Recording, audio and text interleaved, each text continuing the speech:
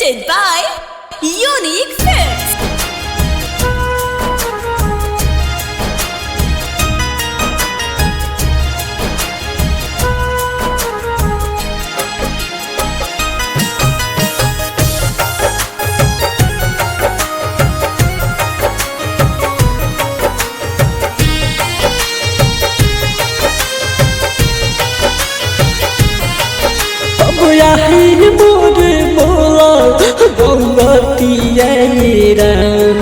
कब आई मोर बोला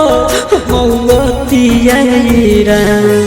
कैसन तू दिन दिहला जान के हमसे छिन लिहला कहीं मिलवला ना जे रहे किस्मतिया मेरा कब आई मोर बोला मौतिया कब आई मोर बोला मौतिया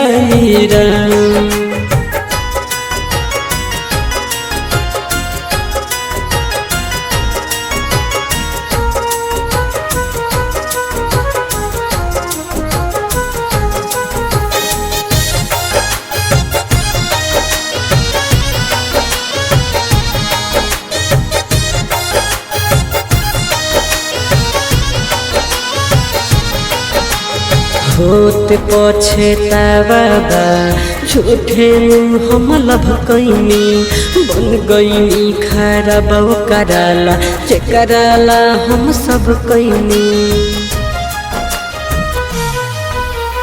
होत पछतावा झूठे हम लभ कैनी बन गईनी खराब कराला जे कराला हम सब कैनी आयल बाहर जिंदगी बोझे कोनो ना रहिया सोझे रोइले तकिया धके हम रातिया मेरा कब आई हमर बोला मौतिया कब आई हमर बोला मौतिया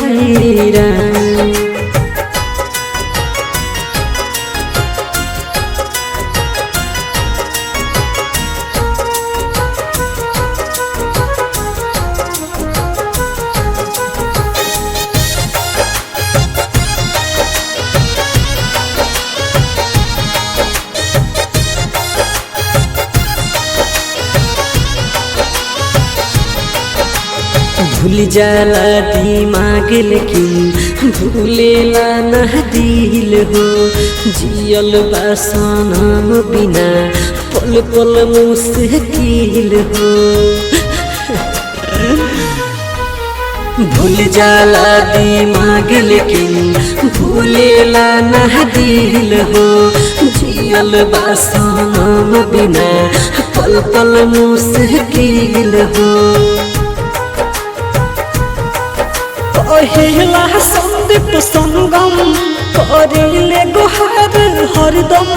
रोवेला पवन उज्जवल सुबह साझिया तब आई हमर बोला मौतिया कब आई हमर बोला मौतिया Bombay digital recording studio Chhapra.